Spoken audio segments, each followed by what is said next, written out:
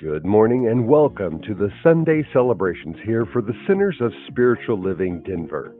We are a loving and prospering community here in the heart of Capitol Hill and online. We know that with everything going on, life can feel overwhelming. Here at CSL Denver, we want you to know that we are here for you. Please know that our practitioners are available for prayer work with you. Our names and phone numbers are on the website at www.csldenver.org. Or if you have a prayer request, please email it to info@csldenver.org. Reverend Elzia, along with all of our guest speakers, all of our practitioners, our music and service coordinators, want you to know how truly grateful we are for your online support. Thank you for watching our Sunday services, attending our online workshops and events, and providing financial support so that we can keep our virtual doors open. We love you all and know we'll be seeing you in person in the right and perfect time. And now, we'll continue to meet online until further notice. If you're interested in upcoming events and information, we send out weekly newsletters. Please go to www.csldenver.org and sign up for our newsletters. We only send out one per week, or send an email to info@csldenver.org and request to be put on our mailing list. This week, we are having our usual Zoom fellowship right after service. If you haven't already received an email this morning, please send an email to info@csldenver.org to request a Zoom invitation. Please join us. We would love to say hi and catch up with you. That's it for the announcements of this Sunday. Again, thank you for tuning in, and now back to our service.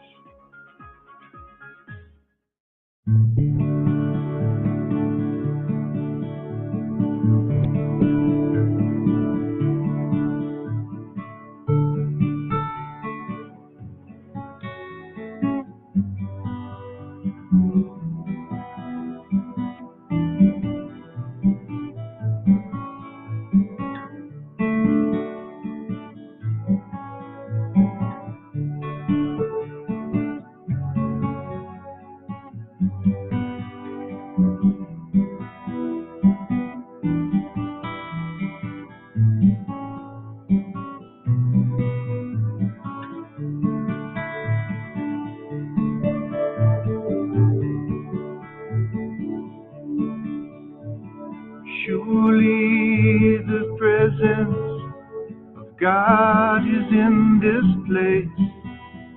I can feel the mighty power and the grace. I can hear the brush of angel wings. I see glory on each face. Surely the presence of God is in this place.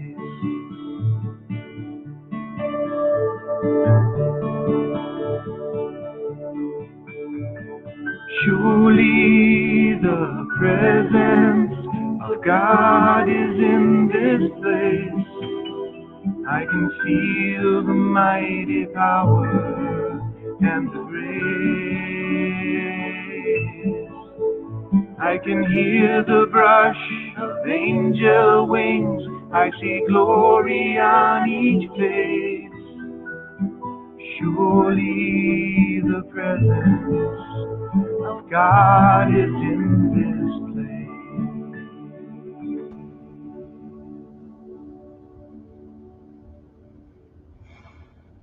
Good morning. I'm Alice Nutter, a practitioner here at CSL Denver, and I invite you to join me in an invocation. So if you're comfortable, please sit back in your chair and close your eyes and take in a deep breath. And just move into that space and that place that is always here, right now. Knowing that as we move into this service for Center for Spiritual Living Denver, that it is truly a place where the presence is always. And I bless this service. I bless all who have chosen to watch it this morning, either in person or later on this week.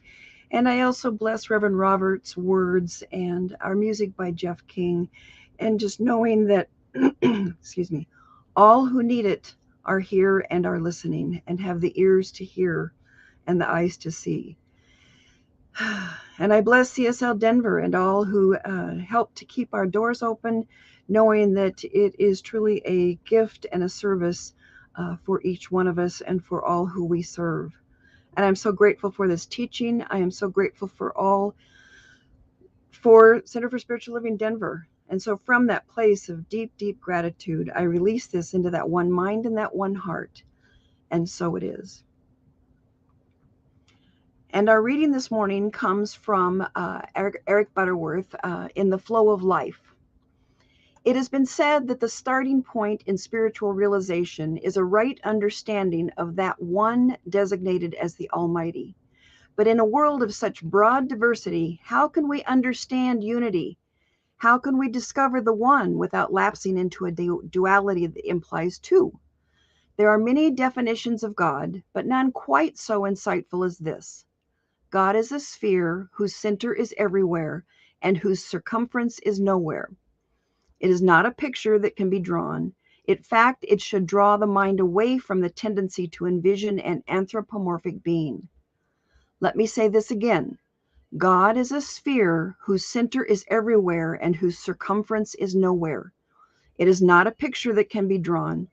In fact, it should draw the mind away from the tendency to envision an anthropomorphic being. A sphere whose center is everywhere? Impossible. But wait, if the center is everywhere, it must be where I am. Could this be the meaning of omnipresence? A point of life and light, present everywhere as each individualized expression? If this is true, then I am the center of God. It is an audacious thought with a sacrilegious tone. And yet, can a geographical center be otherwise located in a dynamic and expanding universe? Every point in this sphere, which is God, is thus a bubbling forth of the infinite flow of life. What is the one that we call God? It is not a one-off there somewhere, ruling the universe as an absentee landlord. It is the one, the whole of things, the allness of which and in which I am an eachness. No matter what I may think I am the flowing forth of the one. I am unique and different at the surface. There can be no other eachness quite like me, and yet I have no existence outside of the whole. My eachness can never be separated from the allness which is God. The Greeks said, "Man, know thyself." I can only know the one as I know myself as the self-livingness of the one. But I can only really know myself when I know that I am in the flow of life. And from our founder, Dr. Ernest Holmes, God is pure spirit filling all space. This pure spirit animates your every act. There is a real you which lives in a real God, and the two are one. To know this is to understand the secret of life. To realize this is to understand your relationship with the divine presence. To realize that the law of God is written in your own mind is to make available to you a power that can meet every need. So say with me, right now I feel a flow of energy, light, and love filling my entire being. I know I am one with the infinite presence that fills my life with peace, harmony, and joy. I let go of all negative beliefs and affirm that love is transforming my life today. And now our musical guest is Jeff King this month, so please join me as he sings Through Your Hands.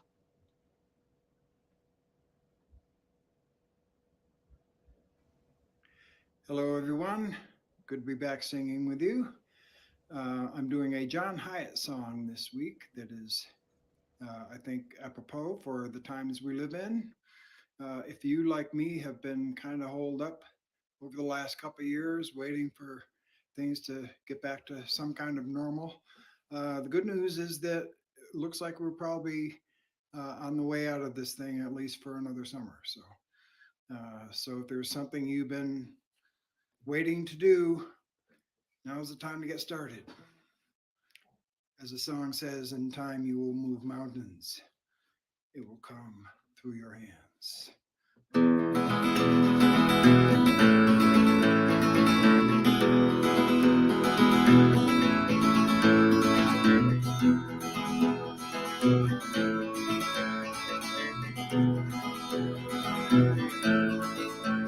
You were dreaming on a park bench, out of broad highway somewhere.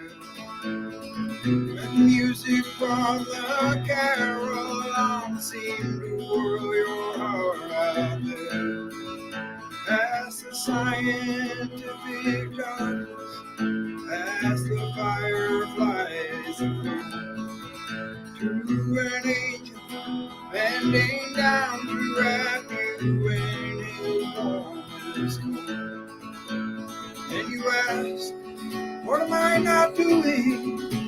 Said your voice cannot command. In time, you will move mountains. It will come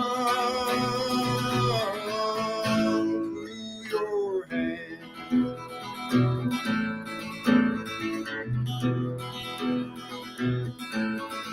Still you argue for an option. Still you angle for your case. Like you didn't know a burning bush if it blew up in your face. Yeah, we scheme about the future and we dream about the past. When just a simple reaching out might build a bridge that lasts. And you ask, what am I not doing? Said your voice cannot command. In time, you will move mountains. It will come through your hand.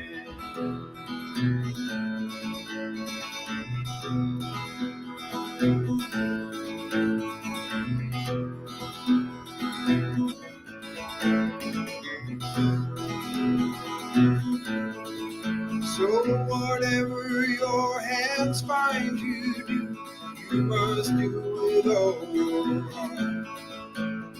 There's thoughts enough to blow men's minds, tear great worlds apart. There's a healing touch to find on that broad highway somewhere, to lift you high as music flying through the angel's head. So don't ask, what are you not doing? 'Cause your voice cannot command. In time, you will move mountains. It will come through your hand.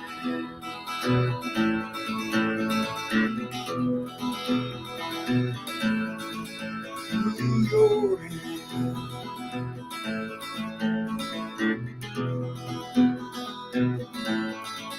Through your hand.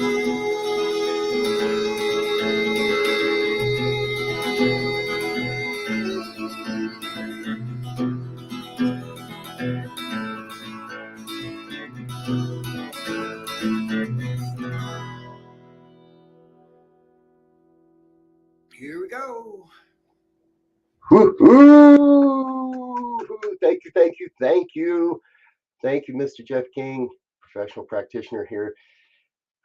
Thank you. My name is Reverend Robert Brzezinski, and I'm so grateful to be with you again here today at the Center for Spiritual Living, Denver. It is always a joy to be with you, and I bring peace and richest blessings from the New Thought Media Network, where I get to serve as the spiritual and creative director of that growing ministry. I always love when I get to be a part of what you're doing here at CSL Denver, because I can feel that energy on a Sunday morning, through all of it, through the technology, through the distance that it appears we're apart, but we're not. We're together. And when I was first asked to give this talk, I took a quick look at the outline and I saw the title and I looked, and I was immediately reminded of this great story about a mountain preacher who needed a Sunday off and decided to call in sick one Sunday. Called in, told his assistant, "You got to cover for me. I'm not feeling well." And what was really happening was it was bear hunting season, and he wanted to go get a bear. So he snuck out the back door, took his gun with him, knowing full well what he's doing. This is a Sunday, and he really shouldn't be doing this. But off he went into the woods and was looking and hunting, couldn't find a bear. And then all of a sudden, he hears something behind him, and he turns, and there he is, face to face with an 8-foot tall black bear. Scares the heck out of him. He drops his gun. He goes running down the mountain, knowing full well that you can't outrun a bear downhill. Sure enough, trips, hooks his foot, falls backwards. He's looking up the mountain, and the bear is racing down upon him. And in that moment, he does what any good preacher would do. He goes to prayer, and he stops, and he puts a big, huge pause on what's going on, and he goes into prayer. Now, this is an old time preacher, so he does a little bit of begging and beseeching at this point, stuff we don't do. But he gets into his prayer and he says, "Oh Lord, please save me, save me. I know that you saved Daniel from the lion's den. I know you can save me from this bear, and if not, then please just make sure that this bear is a Christian." And in that second, everything speeds back up. He comes back into real time, and there's the bear standing over him saying, "Thank you, Lord, for this meal we were about to receive."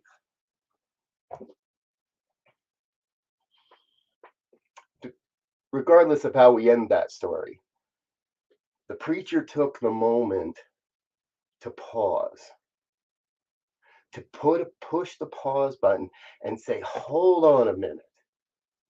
What is it that's going on here?" This week, we're talking about everyday living. Wonder is our theme, the inner life, and today it's pause and find the cause. What I'd like to share with you is, well, first, a few quotes from our founder, Dr. Ernest Holmes. "The spiral of life is upward. Evolution carries us forward, not backward. Eternal and progressive expansion is its law, and there are no breaks to its continuity. It seems to me that evolution is the result of an unfolding consciousness of that which already is and needs to be realized to become a fact in everyday life." Our unfolding consciousness is about, and that's what we're going to talk about today, folks. We're going to talk about consciousness in a number of different aspects and in a number of different ways, because we're going to use some jargon today too, which is hard to not do in this type of talk, because we're here to talk about our consciousness and what causes our consciousness, ourselves, our actions. What is that causative force and that causative agent, that causative power that is operating all around us at all times, whether we like it or not? Can't get away from it. Holmes also says we should read, study, think, and meditate upon those statements which tend to calm, to give poise and confidence, and erase all thought of fear and tension. It's on page 246 of our Science of Mind textbook. And truthfully, we could get rid of that word "should" pretty easily. Holmes doesn't often use that word, but occasionally he tells us we should. But we could read, study, think, and meditate upon those statements which tend to calm, to give poise and confidence, and erase all thought of fear and tension. In that same paragraph, a little lower, he says we should think of ourselves as surrounded by a perfect life and poised in an eternal calm. I love how Holmes reminds us again and again that the simplest of practices is all meditate, read, do a little study, be in that energetic vibration that says, I'm here to be a part of something that's moving the world forward rather than hanging on to what used to be. We are in a sea of untroubled water of life from which we may freely drink, but we must do the drinking. No one else can do this for us. We must hold up the cup of acceptance until it is overflowing with the manifestations of our desires. Folks, what I believe we're being pointed to is a deeper embrace of our absolute divine nature as God beings, God blobs, vibrational blobs of energy that are taking form and shape in this time and in this world in a way so that, well, so we can create the life we truly desire. And so we can serve and support those around us that are creating the lives they desire as well.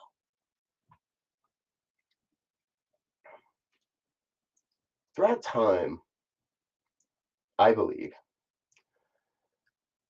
we have been awakened, we are and are awakening as a human race, awakening to a more expansive expression, understanding of our own divinity. And along the way, we've had to learn to be able to get here, to embrace this. We've had to learn that life takes turns and changes and things happen. And it's really what we make of it. Life's not happening to us, but it sure is happening for us. Can you hear that? Life is not happening to us, but it is surely happening for us. And that's important. That's really important. Not finding my slide here, so I'm going to go on. Aha, there it is. Life doesn't just happen to us. We make it happen to us. We shape our life, causing everything from with our conscious thoughts or our subconscious beliefs. So the big question of the day is, what are we believing? What are we what's moving through us that we're saying, hey,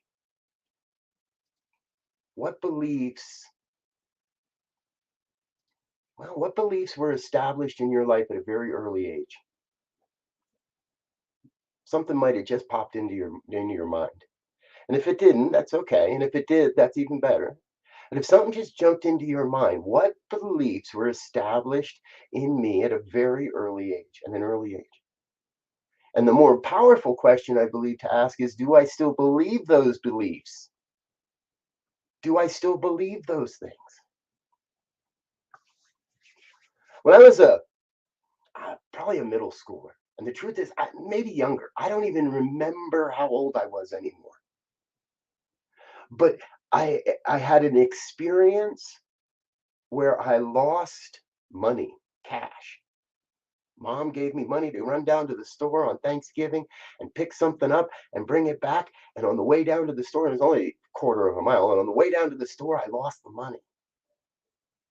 Now, the store owner was a really nice guy, gave me the stuff anyway. Said, don't worry about it. Come back in again. You'll be in here tomorrow. So, just bring me the money.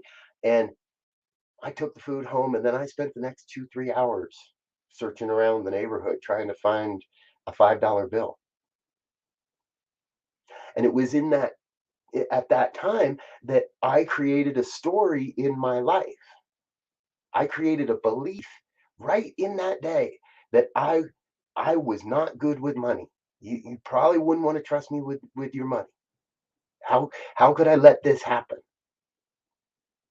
And I built a story. And for many years, I unconsciously, subconsciously co-created experiences that proved my point.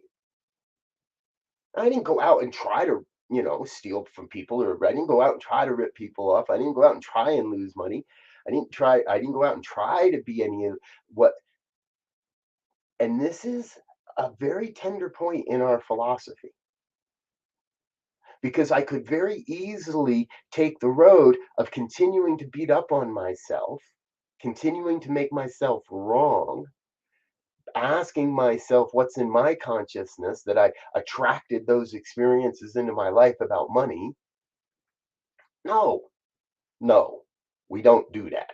We used to.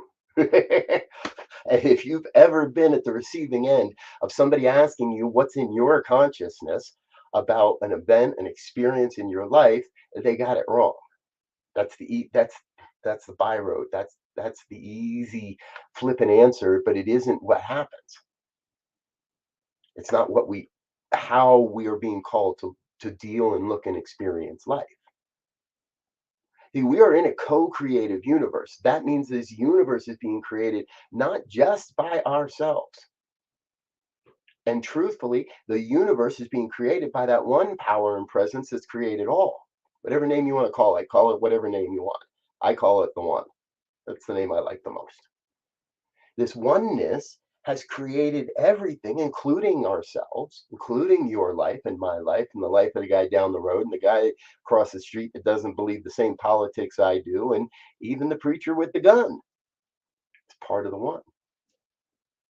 In that oneness, we're each creating our lives, and we're co-creating inside of the divine, inside of the one. Not separate from the one, not absent from the one, not in another area of, not somewhere else. We are co-creating our experience with every aspect of the divine. So that we're co-creating what we're doing with the guy across the street, with the person we don't see eye to eye with. And what I believe is life is, if nothing else, it's about God getting to know God. The divine coming to know itself, us coming to know the divine through our lives and through the lives of everyone around us. There's so many amazing opportunities to create the life you truly desire. I'm often reminded, and I love this phrase here, there is one self-existent cause. That's what we're here to talk about today, right? That first cause. One self-existent cause that is forever taking on form and experience and abandoning that form or experience in order to create new forms and experiences. It's an expansion on a thought that Dr. Ernest Holmes shared with us in several of his writings, but not in that order and not exactly in those words.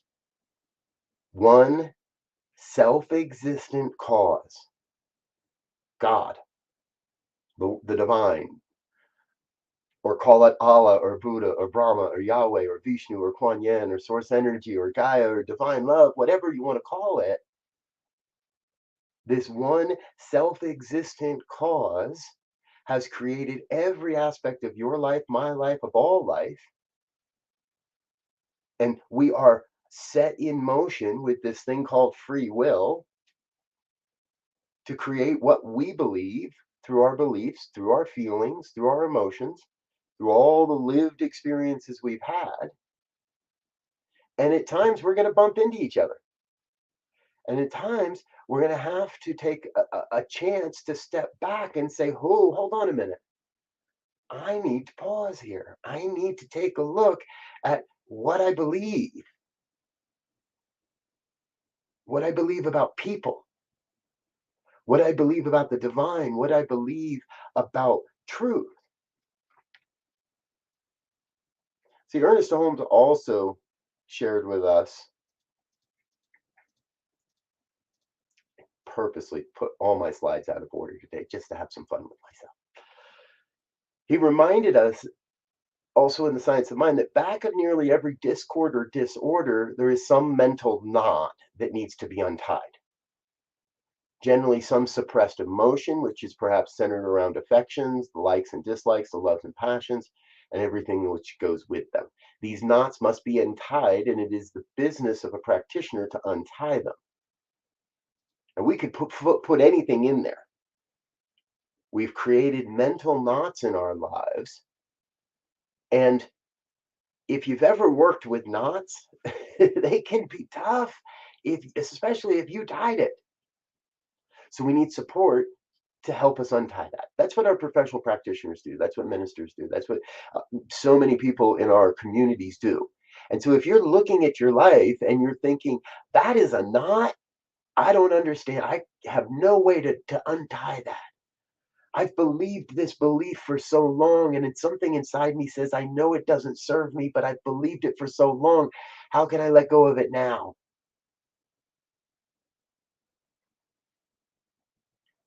We have to let go of the discordant thoughts. So another great set of questions, because what a practitioner does is they ask good questions. They ask questions that allow us to find ourselves, to find our truth, not to tell us what to believe, not to tell us what it is we got to do. That's not how it operates. So good questions are the key to life. Today I'm asking you to consider, what are my dominant thoughts? Are they positive or negative thoughts? Do I look for the good in life, or see only the challenges and the obstacles?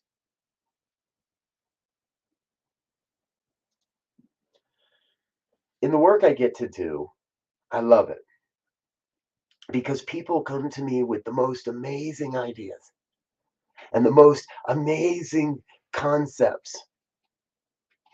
And I get to pour and I get to absorb all that, and I get to listen and I get to brainstorm it and create ideas. But part of what it's about being a creative director is I get to play in all these creative ways, and there is nothing, and I have learned there is nothing more stifling than the word no. There is nothing more stifling than somebody on a team that believes it can't be done. Or when somebody on a team says, "Oh, but we've never done it that way," or "We've always done it this way," or "Why would we do that way?" Questions that do not move the conversation forward. I see a lot of that in the world today. Now, does that mean I see a lot of people? Let me rephrase that. I see a lot of people in the world pushing the negative narrative, trying to make money off the negative narrative, trying to expose what's being kept from us. Folks, I have to believe, if we are to proliferate the human species, which I believe we are doing, if we are to continue along the path of evolution, it must be an evolution of positivity. It must be an evolution of looking at life through rose colored glasses, looking at life through a lens that says, maybe it's not perfect, but it's getting there. Maybe I still got some work to do, but I'm going to do that work. And you know what? Maybe it already is perfect.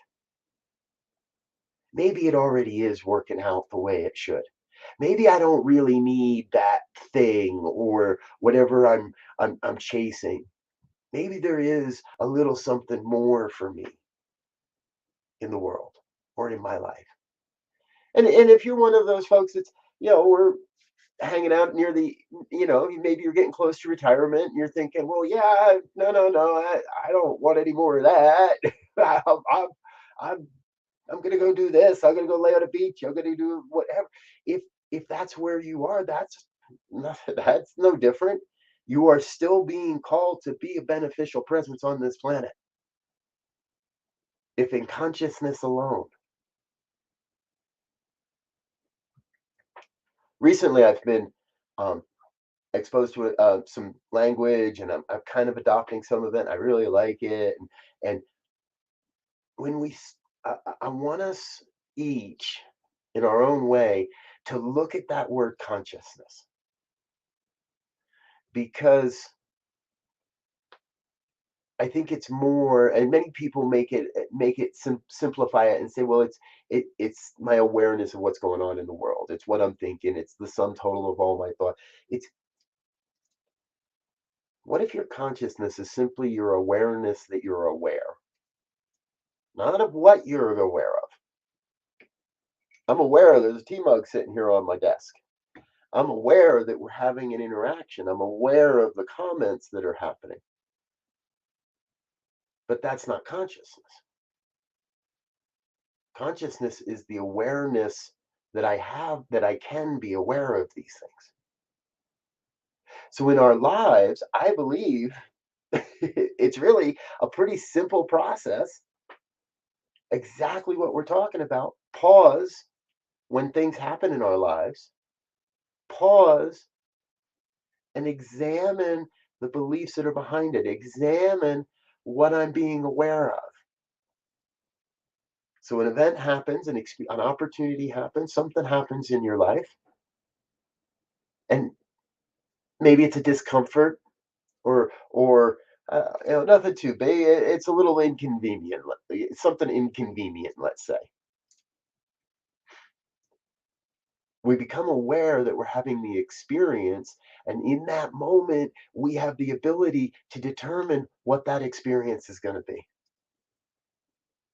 In that moment, we have the experience, and we get to determine what it's going to be. Dear friend of mine often shared a story. He was at a bank one day, minister, and he was at the bank one day, and he was on his way to an event. So he was in a three-piece suit, dressed nicely, all dressed nice.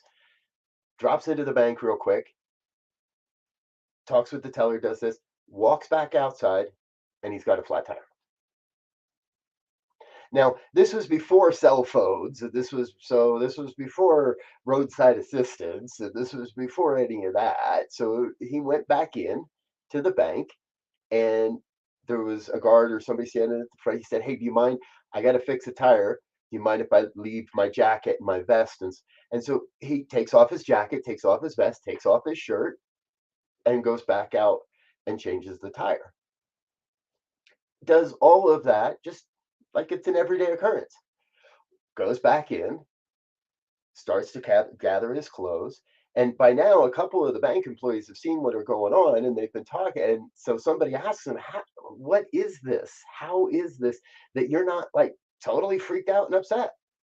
Most people be swearing up a storm, kicking at the tire, or doing this, or doing that, or doing another thing." And what he would share with us was that, and what he shared with them that day, yeah, I could have gone there. And then my shirt would have been sweaty, and my suit would have been dirty, and my shoes would have been scuffed, and I would have been upset, and I wouldn't have made and I wouldn't have made an impression at the meeting that I'm going to. They got it. He took the time to pause, evaluate the situation, and determine that the long range, his best interest was to just, okay, be peaceful about it, do what you got to do, and get to it. So what I've come to realize for myself, and I believe this is operating in all of our lives, is that everything necessary for the fulfillment of your soul's purpose comes into your life at exactly the right time and in just the right way. If there's something you'd like in your life, but it's not in your life, well, it might not be necessary. Might not really serve your highest and best good to evolve to be part of this human evolution into a world that works for all, for everyone. When I remember that, when I can come from that place on a daily basis, that whatever's showing up in my life is what's necessary, then I can recognize that this isn't me attracting in, this isn't the spiritual bypass of what's in my consciousness. It's a deep sense of trust and faith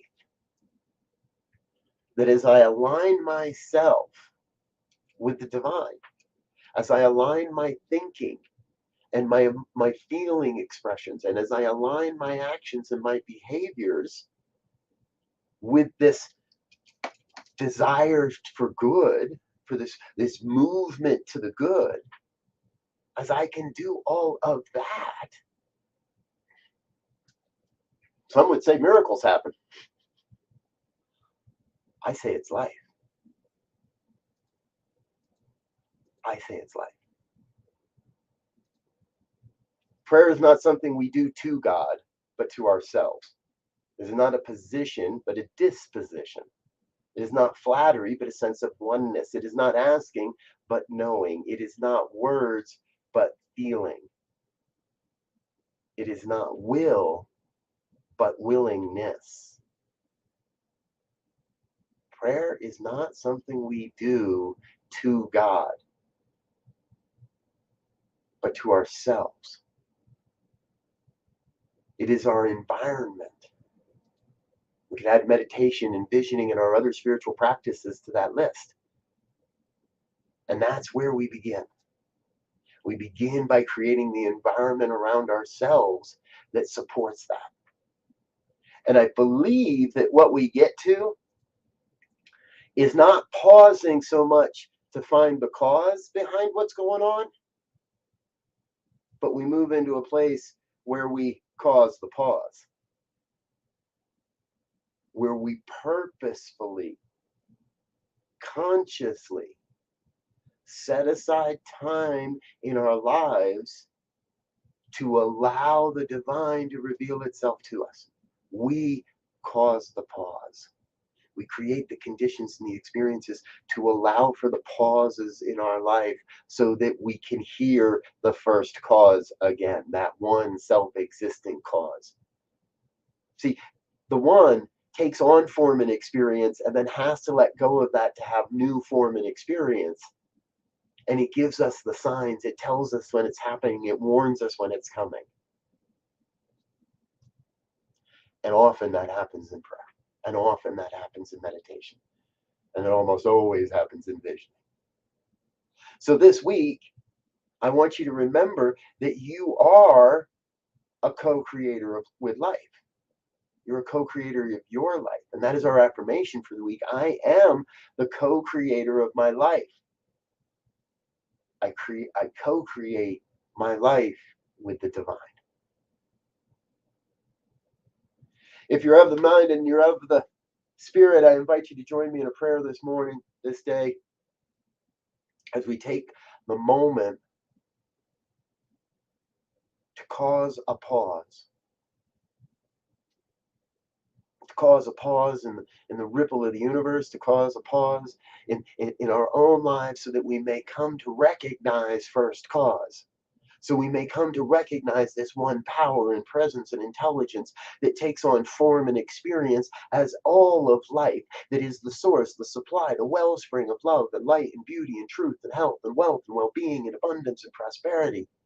The oneness that is revealing itself as my life, your life, the lives of everyone across this planet and beyond, revealing itself through our creative endeavors, through the experiences of our day, those things that we call trials and tribulations, challenges and obstacles. Even that is part of this oneness, part of this grand experience that is our lives, and that is calling each one, pulling each one into a greater way of knowing, a greater way of living, a greater experience of abundance and prosperity, of love and light and beauty, of truth and health and wealth and well-being, that together, collectively, we're raising up a vibration of this truth so that we may serve the evolution of human consciousness, so that we may be a causative agent in this evolution, so that together we are lifting up human awareness, human consciousness, human beingness into a grand and glorious new way.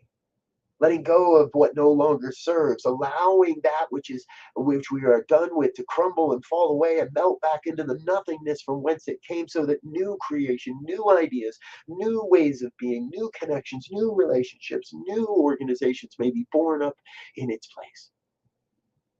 We have traveled the dark road of suffering and questioning and accusation and separation long enough. Today is the day we step foot on a new way. Today is a day to continue a new way. Today is the day to embrace a new thought for ourselves, for our families, for our lives, for our loved ones, for our world. Today is the day to embrace, to be love, to pause, and co-create the life of your dreams, the life you truly desire. I am so very thrilled, so very excited to witness this as it reveals itself, to witness this truth of each and every one creating the life of their dreams. I release, in a grand sense of gratitude for this truth, I release this word into the law that must demonstrate, that must operate. And I say thank you. And so it is. And so it is. Thank you, dear one. Thank you, dear ones. It is a great pleasure to be with you. I look forward to being back again real soon. Until next time, peace and richest blessings. Thank you, Reverend Robert.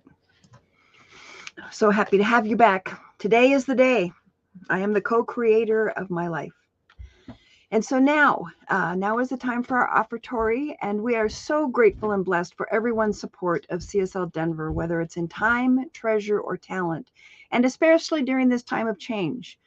So whether this is your first time joining us or you're a returning community participant, we want to thank you so much for your continuing financial support of the important work we are striving to provide. Right now, there are several ways that you can make your financial contribution to Center for Spiritual Living Denver, and this information is running along the bottom of the screen, either the text to give, or going onto our website and clicking on the donate button, or writing a check and sending it to our mailbox. So there's many ways you can do that. And so thank you so much for your gifts to keep our doors open.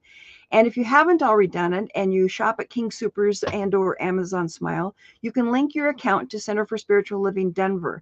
And then our center will receive a percentage of all proceeds. I think for last quarter, we got about $86 from Amazon for everybody who purchased things at Amazon. So thank you again.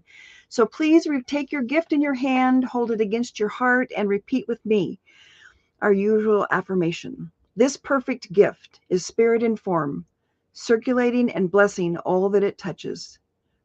Freely I give, and joyously I receive. And so it is. Amen.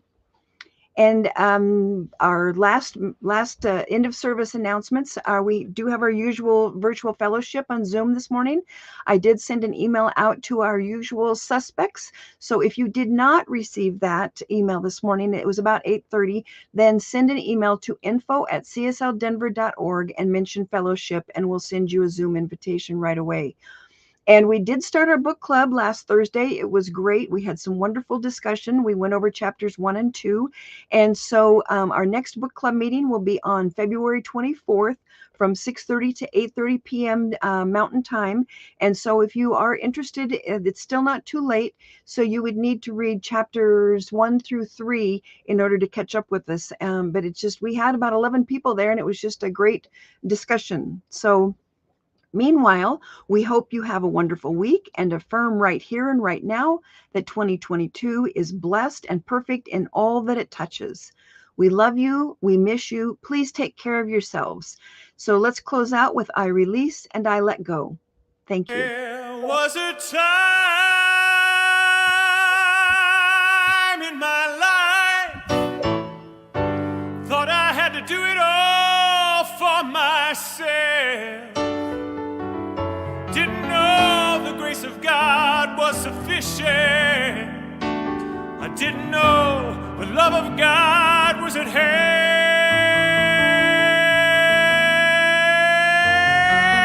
But now I can say, if you are discouraged, struggling just to make it through another day, you gotta let it go. Gotta let it go. You Gotta let it all go.